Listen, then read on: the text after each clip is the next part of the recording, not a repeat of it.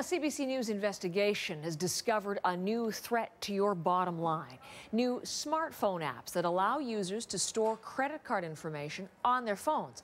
Now, it's supposed to make things easy and more convenient for you by creating what's called now a digital wallet. But it's also putting electronic pickpocketers on the prowl. And here's exactly how it works. Some credit cards have what are called RFID transmitters. Now, that's what allows you to make purchases without using a PIN or signing anything. The new app transfers your credit card information onto your phone. There you see it on your screen, so you have a convenient digital way to pay for things. CBC has learned there's a security concern associated with the app, though, because thieves are able to read your personal financial information from your credit card, and they can do it through a purse or through clothes. So those are the headlines of an investigation. You're going to see coverage all through the day on CBC News Network. It's a fascinating story, and we have Michael Legary in to explain it further. Michael's a security expert, normally based in Winnipeg, but thankful for me right here in Toronto at a seminar so we can bring you in and talk face to face about a story that I think is going to have people going, oh my goodness, I haven't even heard of this before. Absolutely.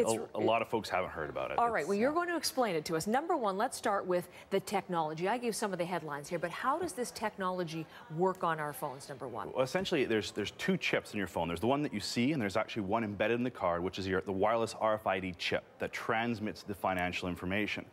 And when the technology was designed, it only presents a limited amount of information. So it was designed to be safer than just having your credit card number on the card. The challenge is that when the technology was designed, the number of readers, the technologies like at the point of sale, were limited. And now anyone with a cell phone with near-field communication technology, NFC readers in the phone, like a Samsung, a new BlackBerry, they can actually come up close to your card, close to your wallet or purse, and read it.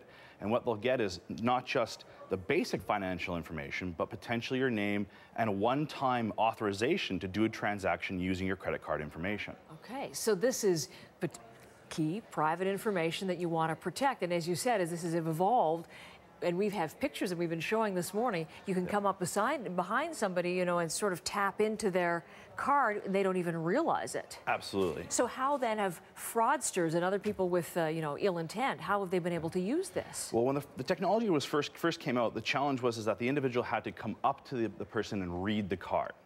And if they couldn't use the card quickly, that one-time transaction authorization may expire. So credit card companies figure this is low risk. Right. But now they've learned new tricks where you can actually have one person read the credit card information up close and send it to somebody else, be it in the same room or in a different country, and allow them to use that one-time authorization to do a transaction anywhere.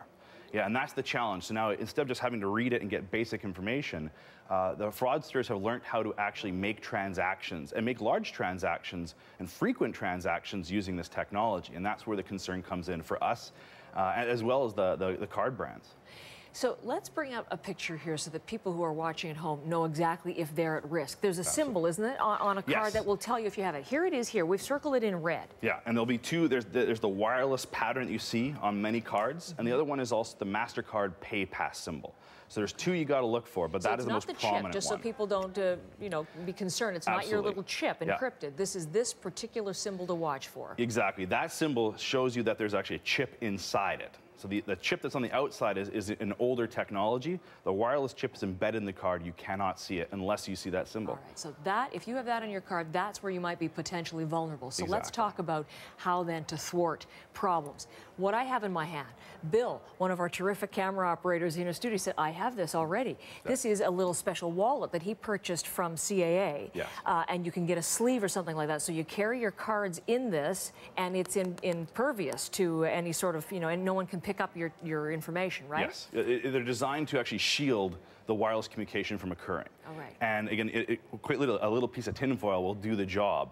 So you can spend $1 or $2 or $100 on a fancy wallet. Okay. The reality is that anything to do to shield the wireless technology from communicating is what you need. All right, so you do that. Lots of options. As the consumer, what about, though, banks and credit card companies? As you said, the threat is widening. What are they doing to protect their consumers? Well, when the technology came out, they had a lot of security controls they designed, but not necessarily implemented. So a good example is last year when we were experimenting, we were able to do $4,000 or $5,000 transactions using certain credit cards and the wireless payment technology.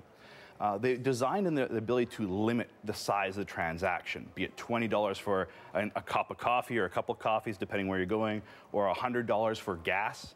And some of the institutions did not install those limits in the last couple of years. So you could literally get the information, do any size transaction that your card would allow. And now they're putting these smaller limits in to allow for small transactions. Okay. So they're limiting their liability. They're starting to see issues, and as they do, they're tightening their controls, because typically they're the ones at risk. When the money gets lost, you're going to see the fraud, and they're going to take the hit. Then they're going to charge us more, and it all goes around. But they're starting to put those limits in place now to protect themselves. Can you even turn off that transmitter ability? Or Absolutely. Like a lot of institutions will actually allow you to call them and disable the technology. It's not preferential, so a lot of the bigger institutions won't allow it. But the key thing to keep in mind is that the way they disable it is on the back end, on their computer systems. So the information that's on the chip, potentially your name or other personal information, could be identified. The big issue we're seeing right now is privacy. So individuals are not even just reading the credit card information to steal the credit card, but they're identifying if you're a high-value target. They can get your name without touching you, and they can see if you have a large value Visa Infinite card, or if you have a MasterCard student card. Really? And they're making decisions about how to target you for other crimes based on that information they read as you walk by. Our reporter's been saying, technology does allow things to be so much easier and accessible and more convenient for us, but it's bringing more and more ills along with it, and here's the latest example. Michael, thanks very much. Really appreciate your helping us understand this better today, and more reporting on this story all through the day here on CBC News Network.